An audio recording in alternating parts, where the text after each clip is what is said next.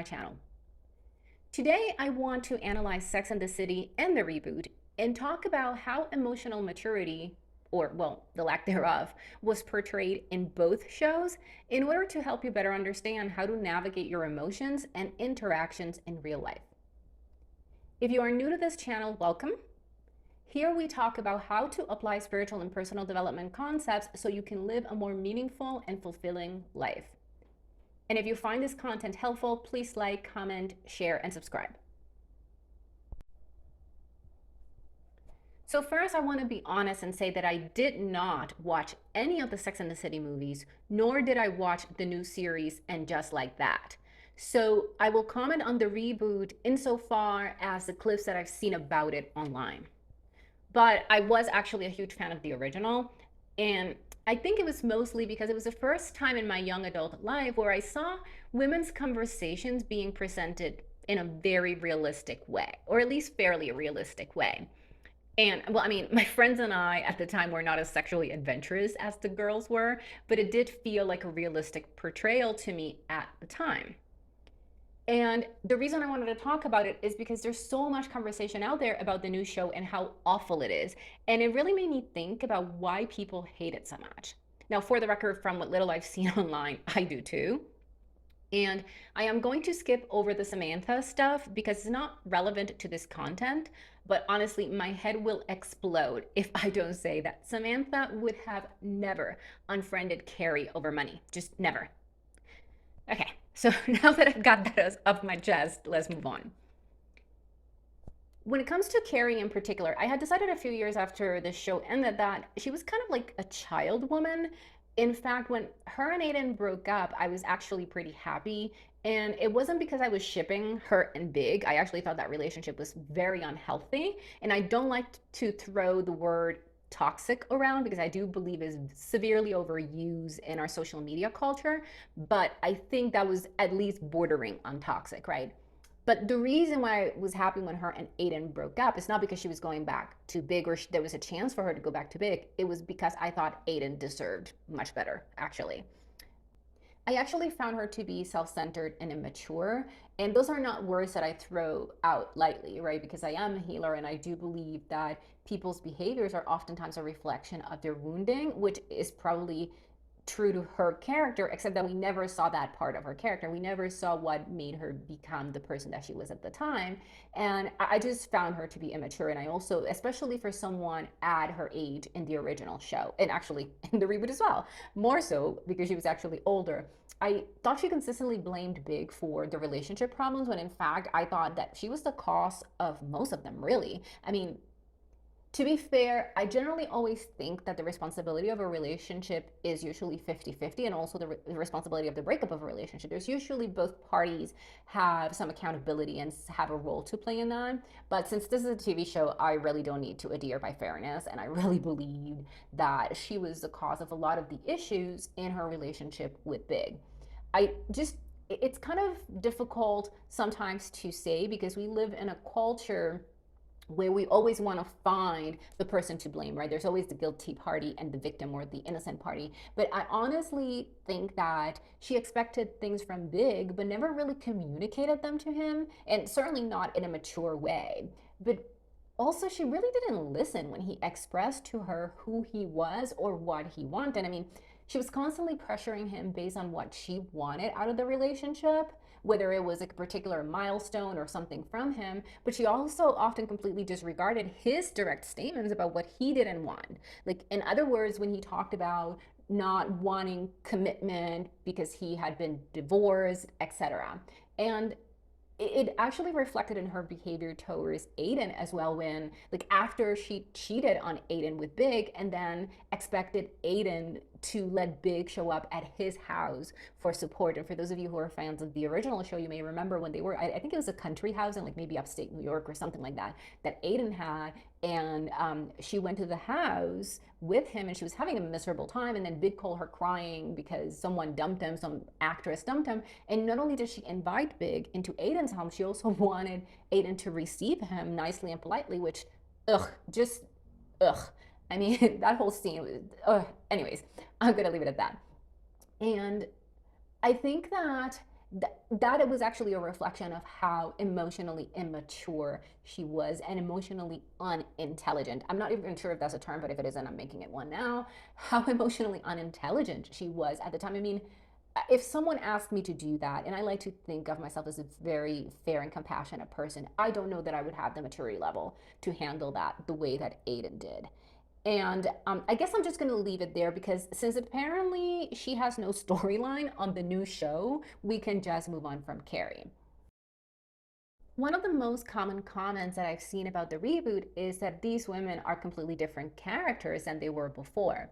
And it makes me wonder if it isn't so much that people are angry or disappointed that they change, as much as it is how they change, that they are disappointed about how they change. I mean, for one, Carrie doesn't really seem to have changed that much, at least in my opinion, if at all. And I think people still dislike her, at least I still dislike her.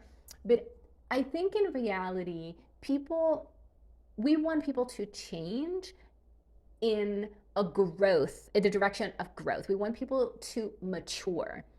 And I think it's not that people don't like the fact that the characters may have changed. I think is that we don't like that they didn't grow. I think most of the time when we talk about wanting change, what we really mean is that we want people to grow. If someone changes for what we perceive to be the worst, I don't think we'd be happy with that. Whether those people are people that are in real life close to us, or whether they are characters on TV, or whether they are our own very selves, right? So I am certainly not the same person now than I was in my early 30s. And in my case, that's a great thing, at least for me. I mean, I can't speak for what other people may think, but I think most people that know me think that the growth and the changes that I've experienced in my life over the last decade plus have been positive, not just for myself, but for them and how I relate to them and how I interact with them. So I think part of the reason that people are so annoyed by the fact that they change is because they change, but there doesn't seem to be any growth. Now, to get to the meat of the video, in the case of Miranda, she was always the reliable one in the original series. In fact, I remember that at the time the series came out, nobody wanted to be Miranda. Everybody identified with Carrie or Charlotte. Most people, myself included, really wanted to be Samantha, but most of us knew that we weren't and probably never would be. So most people identify with Carrie or Charlotte, but not as many people identified with Miranda. Personally, I always identified with her because she was always the sensible one, the independent one, the dependent one, or the dependable, I should say, the dependable one, without being too overtly sexual, and also arguably the least attractive one in the group. So, in summary, to me, she was the most realistic character and the closest one to me, or at least how I felt and viewed myself at the time. And because of that, as someone who was a lot like her, I can understand her character development or lack of development or regression, if you will, even in the reboot. I can understand that sometimes those people that are the dependable, the independent, the sensible ones, myself included, can sometimes feel resentful of playing the role of the responsible, reliable one and end up lashing out. But still, in the new series, she is the one that has changed the most in a way that makes her almost unrecognizable, really. And interestingly enough, I still identify with her the most. I mean, I can relate to Miranda in the sense that I too did everything I was supposed to do in life and ended up still feeling unfulfilled and not happy with where I was or who I was in my life. So I'm really all for women in their 30s, 40s, 50s, 60s, 70s, whatever age group you're in, completely shifting gears in their lives and pursuing something that, while everybody else may think is crazy, is what makes them happy. The problem for me with the reboot is not what Miranda did, is how she went about doing it. The career change, for example, I understand it. Hell, I did pretty much the same thing a couple of years ago because I wanted to be true to who I am and where I am in my life right now. I think the difference is that in my case, it was a conscious choice. It was something I thought about. It was something I planned. It was something I felt into, felt, F-E-L-T, into. So I took some time to not just think it through, but also feel it through, how it felt, how I felt at the time, how I wanted to feel, what the gap was, and plan it not just mentally, but also emotionally, financially, and also socially, right? Plan it in a way that would minimize the disruption and the impact on others. And in her case, it felt more like something she did on a whim, really.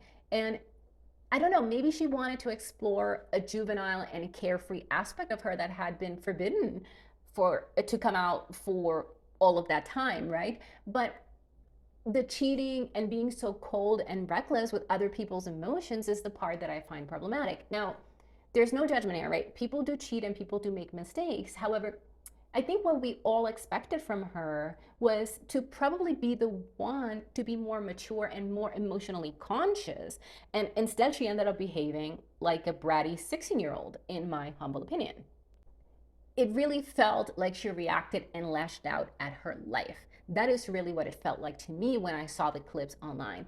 So, with that said, I think some of the reaction to the reboot is, or maybe that some of us may be identifying with the people that Miranda hurt in the process. But also, maybe some of us are even reacting to our own fears and what we perceive as our inability to really throw caution to the wind and pursue what makes us happy. So it is very possible that we're also reacting because we are seeing her be, well, obviously reckless, but pursuing what she wants and desires, be it that woman that she wanted today, I forget her name, I think it's Shay or something like that. And we may want to do something similar, but feel like we have too many responsibilities and we can't or we shouldn't. Now, what I would have liked to have seen is the portrayal of a woman who feels unhappy in her life and is looking for ways to find joy and fulfillment in a more conscious way.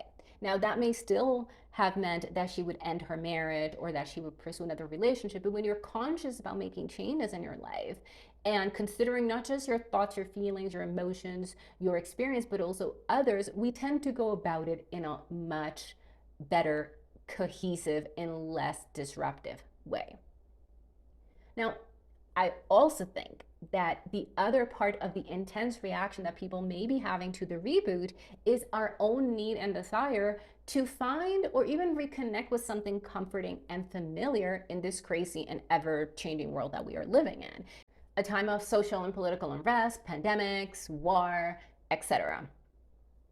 Now, do not get me wrong. The writing and the story and character choices are an abomination. But both things can be true. Yes, the show can be horrible, while at the same time be angering us for reasons that are very specific to each and every one of us. So how can this help us in our day-to-day life? Well, I think this is a good reminder that when something upsets us, angers us, or triggers us, we need to look inward as to why the situation is impacting us. A trigger always points to a wound within you. So I'd like to use or to give an example using a twist on an analogy that one of my mentors used to use. And the twist is that I'm going to use a real life experience of mine. This happened when I was much, much younger, before I started on this journey officially. So that's a disclaimer, right? I would never do this now. But I used to date someone who was very physically well endowed. And I'm not going to say more because there may be, well, this channel is not for children, but there may be youngins listening, right? But it was someone that was really well endowed. He knew it, I knew it, everybody knew it. And there was a time we were having a pretty intense fight. And for some bizarre reason, I said this already, but I'm going to repeat that. I was in my 20s at the time. This was a very long time ago.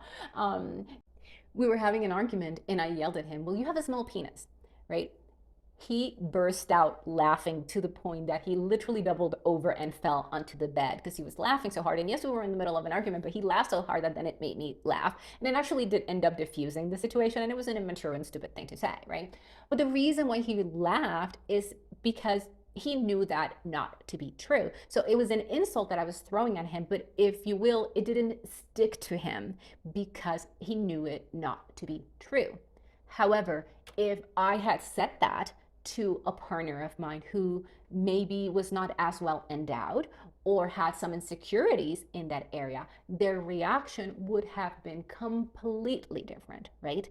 So that is what happens when you get triggered. When we get triggered is because something in that scenario, something in that circumstance, or something in that interaction is pointing, is literally sticking the finger into a wound that has not yet healed.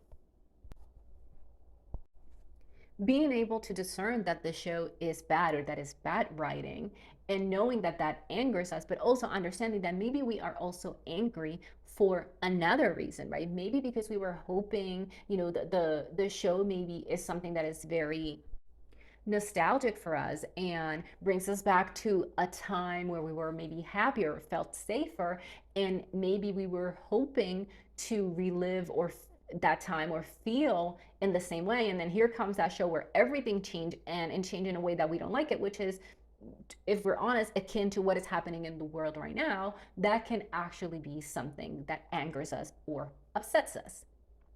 So, can you think of a recent situation when something or someone upset you? And when you do, can you look into why? What are you making that situation mean about you? What need in that situation is it not satisfying? And of course, on a more superficial level, just because I am very curious and, dare I say, nosy, I would like to know how you guys feel about Miranda. Or did you maybe not really care about her in the original series, but then started liking her after you mature? And how do you feel about her choices in the reboot? I am actually very curious as to your feelings about that. So with all that, I hope you found this content useful. Thank you so much for watching. This is Linda Feliciano, and until next time, namaste.